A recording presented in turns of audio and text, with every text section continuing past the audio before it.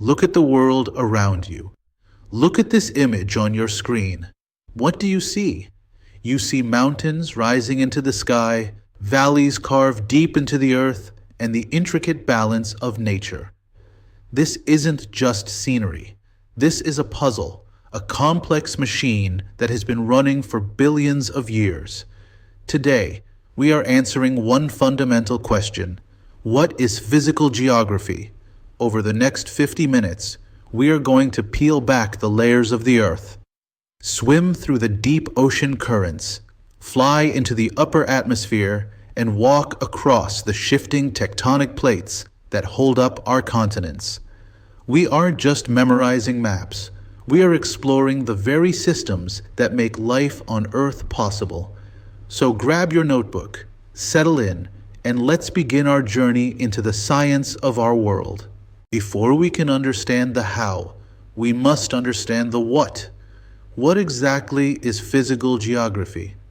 At its core, physical geography is the study of Earth's natural features. It is the scientific investigation of the stage upon which the drama of life plays out. When we talk about this field, we are focusing on four specific things: landforms, like mountains and valleys; climates, the long-term weather patterns; water systems, rivers and oceans; and vegetation patterns, where plants grow and why. It is crucial to make a distinction here. You might have heard of human geography. That is a different field entirely. Human geography looks at what people do. It examines cultures, politics, and urban development. Physical geography, on the other hand, looks at what the Earth does, while human geography asks why a city was built in a certain spot. Physical geography asks how the river flowing next to that city was formed in the first place. Let's imagine we could dig a hole straight down beneath our feet. What would we find? As we see in this diagram of Earth's layers, our planet is like a massive spherical onion. First, we have the crust. This is where we are right now. It is incredibly thin compared to the rest of the planet, ranging from 0 to 100 kilometers thick. It's the solid rock layer where all life as we know it exists. Just beneath that is the mantle. This is the thickest layer of the Earth. It's not solid rock like the crust. It's more like thick, hot asphalt.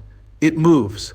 There are magma currents down there that actually push the tectonic plates above them. Go deeper, and you hit the core. This is divided into two parts.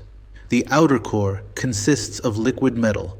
The swirling of this liquid metal is actually what creates Earth's magnetic field, protecting us from space radiation. Finally, right in the center is the inner core.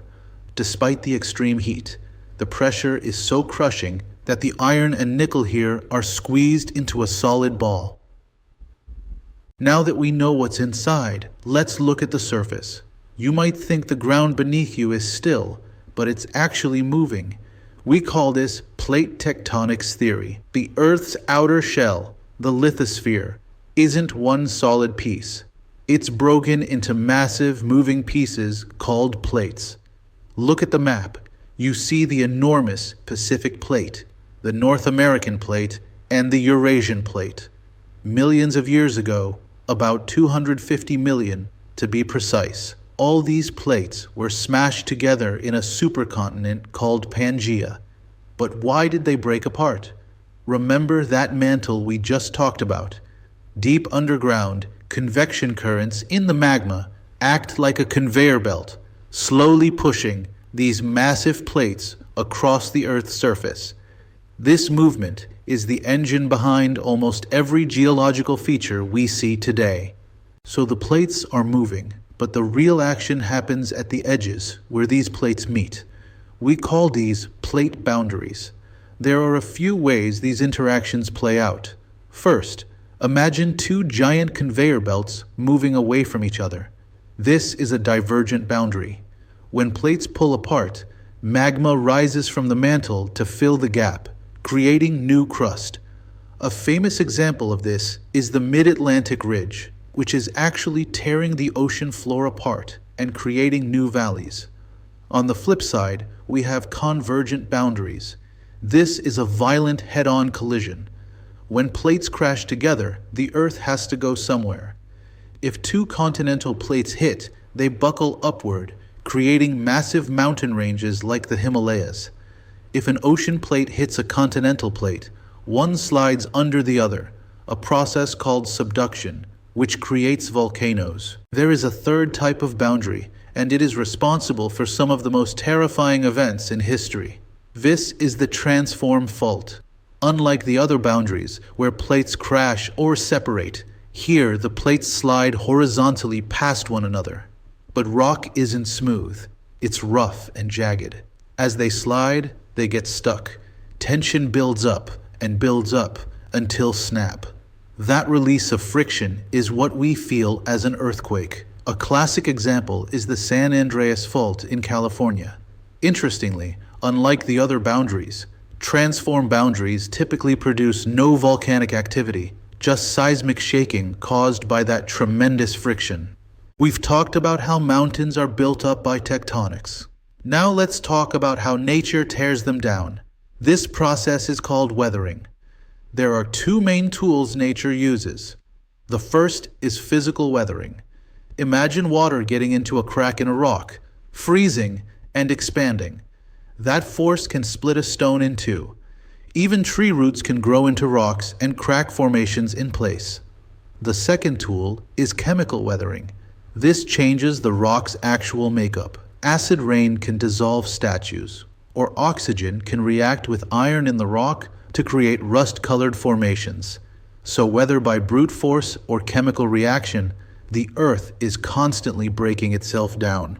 Once weathering breaks the rocks into smaller pieces, something needs to move them. This brings us to erosion and deposition. Think of erosion as nature's moving van. Erosion is the movement of that broken rock material. The drivers of this van are wind, water, ice, and gravity moving across the Earth's surface. A river carrying mud or wind blowing dust, that is erosion in action. But that material has to go somewhere. Eventually, the wind dies down or the water slows.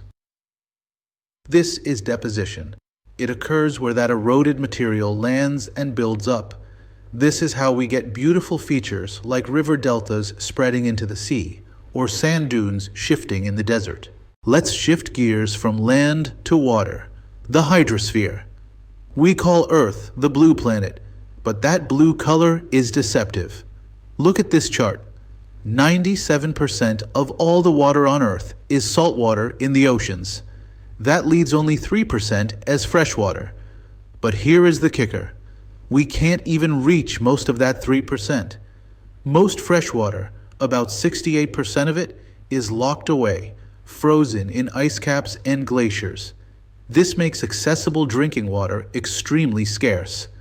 We rely heavily on groundwater, which serves as a critical source for drinking and irrigation, supporting human civilization globally. It really highlights how precious every drop is. Water on Earth is never sitting still. It is constantly moving through the water cycle. It starts with the sun. Solar energy powers evaporation, transforming liquid water from oceans and lakes into gas. This water vapor rises into the sky. As it gets higher and cooler, condensation occurs, converting that vapor back into liquid droplets, forming clouds.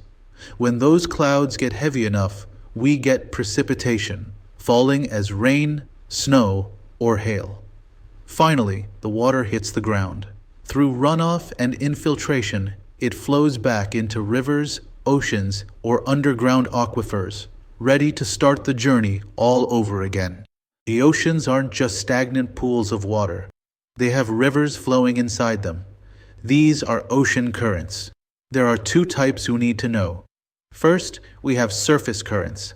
These are driven mostly by wind patterns. The most famous is the Gulf Stream, a powerful current that moves warm water across the Atlantic. Below the surface, there are deep currents. These move because of differences in density, specifically temperature and salinity, saltiness. Together, these surface and deep currents form the global conveyor belt. This system is vital because it regulates Earth's temperature, moving heat from the equator toward the poles. Wrap a blanket around the Earth, and you have the atmosphere. But this isn't just one layer of air, it's structured like a cake. We live in the bottom layer, the troposphere. This is where all our weather happens. Above that is the stratosphere. This layer is crucial because it contains the ozone layer, which protects us from the sun's harmful UV rays. Go higher, and you hit the mesosphere, which burns up meteors before they can hit us. And finally, the thermosphere. This is where space truly begins, and where you can see the beautiful, colorful auroras dancing in the sky. People often use the words weather and climate interchangeably, but in geography, they mean very different things. Think of it this way. Weather is your mood, but climate is your personality. Weather represents short-term atmospheric conditions. Is it raining right now? Is it hot today? That changes daily or even hourly. Climate, however, describes long-term patterns. It looks at averages over decades. It's what allows us to define a region as tropical or arid. You can have a cold day in a tropical climate, but the climate remains tropical. So, what decides if a place is tropical or snowy? Geographers use an acronym called LACEMOPS to remember the factors affecting climate. Let's break it down quickly. L is for latitude. How far are you from the equator? A is for air masses, the wind patterns. C is for continentality. How close are you to the ocean? E is for elevation. How high up are you? Then we have M for mountain barriers, which block rain. O for ocean currents, P for pressure systems, and S for storms. These ingredients mix together to create the unique climate of every spot on Earth. One of the most hot-button topics in geography today is the greenhouse effect. It's important to know that there is a good version and a bad version of this. The natural greenhouse effect is essential. Natural greenhouse gases trap heat to keep Earth habitable. Without them, we would freeze. However, we are currently facing the enhanced greenhouse effect. By burning fossil fuels, we are adding excessive CO2 to the atmosphere. This is like putting on a winter coat in the middle of summer. It traps too much heat, causing global warming and disrupting Earth's delicate systems. The climate of a region determines what lives there. These living communities are called biomes. Let's look at the forests. First, the tropical rainforests. These are found near the equator, like in the Amazon. They feature high heat, huge amounts of rainfall, and exceptional biodiversity. It is green year-round. Contrast that with temperate deciduous forests. These are found in places like the eastern US and Europe. Here, the trees experience 4 distinct seasons. They adapt to the cold winter by losing their leaves every year. Same planet, totally different strategies for survival. Not everywhere is full of trees, though. Some biomes are defined by what they lack. Take deserts. They are defined by dryness, receiving minimal precipitation, usually below 10 inches a year. They also have extreme temperature swings, scorching hot by day and freezing at night. Then there are the grasslands, like the tropical savannas or temperate prairies. And finally, the coldest biome, the tundra. Here, the soil is permanently frozen, a layer we call permafrost, which makes it impossible for trees to grow. It is a harsh, beautiful, frozen landscape. If we look at a map of the Pacific Ocean, we see a horseshoe shape that geologists call the Ring of Fire. This is the most geologically active place on the planet. This ring encircles the Pacific Ocean rim and is caused by massive subduction zones, where plates are diving under one another. The statistics are staggering.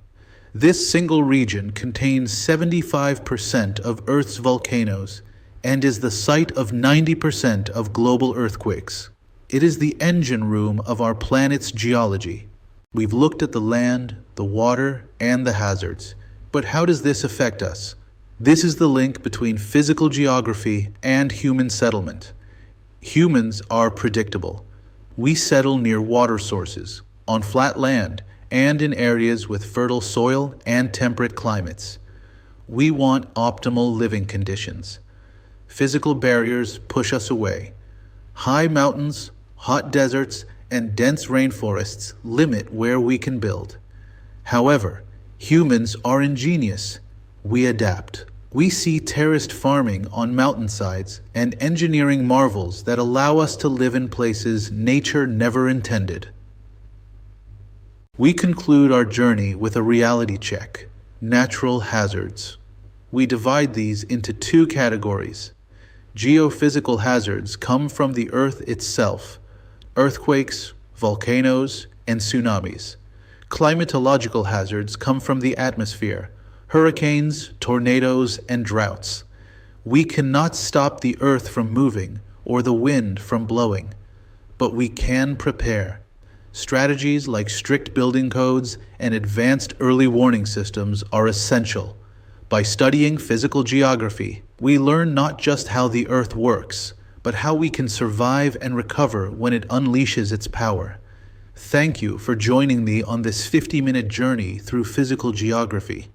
Keep exploring, keep questioning, and never stop looking at the world with wonder.